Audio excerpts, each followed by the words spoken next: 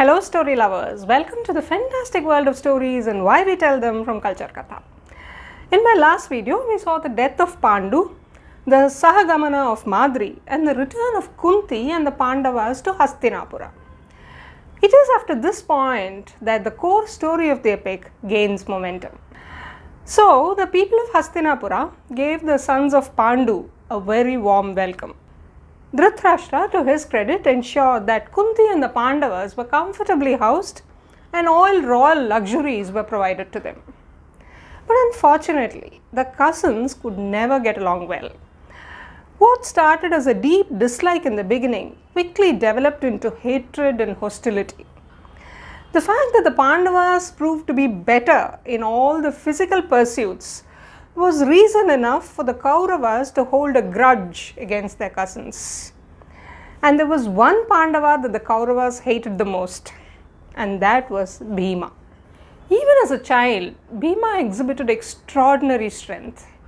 Once, as a baby, he happened to fall from the lap of Kunti onto a big boulder.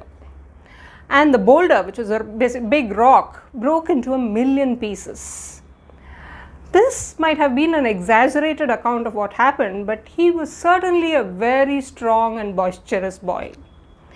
He often bullied his weaker cousins and defeated them in the sports and games they played and other martial exercises they practiced.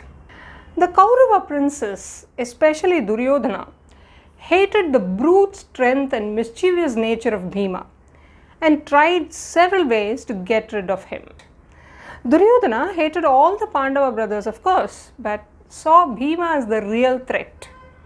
He believed that with Bhima dead, it would be easy to vanquish Arjuna and Yudhishthira. Then he and his brothers would have no competition whatsoever. So he tried to have Bhima drowned, poisoned, even had poisonous snakes bite him. But Bhima not only survived all these attempts on his life, but actually emerged stronger.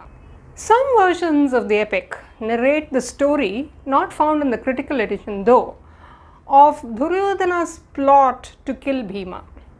In this story, Duryodhana had Bhima intoxicated, tied and pushed into a river. Going down into the waters, Bhima ended up on the land of the Nagas or serpents that lived on the riverbed. There he was attacked by several serpents, but none of them could harm him.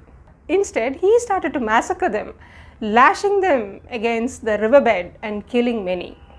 The surviving serpents then fled the place and went and complained about Bhima to their king Vasuki. Impressed with Bhima's strength, the serpent king Vasuki rewarded Bhima with a potion to drink. And it was that potion that gave Bhima the strength of thousands of elephants that he is famous for. After that, to the utter disappointment of his Kaurava cousins, Bhima emerged from the waters and returned home, not just safe and sound, but a whole lot stronger. So it turned out that Bhima not just frustrated every one of Duryodhana's attempts to kill him, but actually emerged more resilient with each such attempt. These episodes only served to add fuel to the fire of jealousy burning in Duryodhana's mind. Over time, these feelings got intensified into deep hatred for his cousins, ending with the bloody Kurukshetra war that almost wiped out the Kuru clan. As we progress with the story, you will realize and acknowledge the key role that Bhima plays in the epic. Bhima is also a character who appeals to both children and adults alike, which is not really surprising. Because unlike the philosophical Yudhishthira or the self-doubting Arjuna, Bhima is definitely a more realistic and likable character, a person we can identify with. He always speaks his mind and is most sympathetic and responsive to Draupadi's grievances throughout the epic. In some folk versions of the epic, Bhima is given more importance than Yudhishthira and Arjuna. For example, in the Pandavani folk theatre tradition of Chhattisgarh and Madhya Pradesh that narrates the story of the Pandavas, Bhima is the epic's hero. Interestingly, Some of the oldest cave shelters in India belonging to the Mesolithic age and located in the state of Madhya Pradesh are also named after Bhima. Yes, the Bhimbetka caves. Bhima is also the chief protagonist in the Randa Moolam, a novel in Malayalam written by M.T. Vasudevan Nair. Randa Moolam in Malayalam means the second place.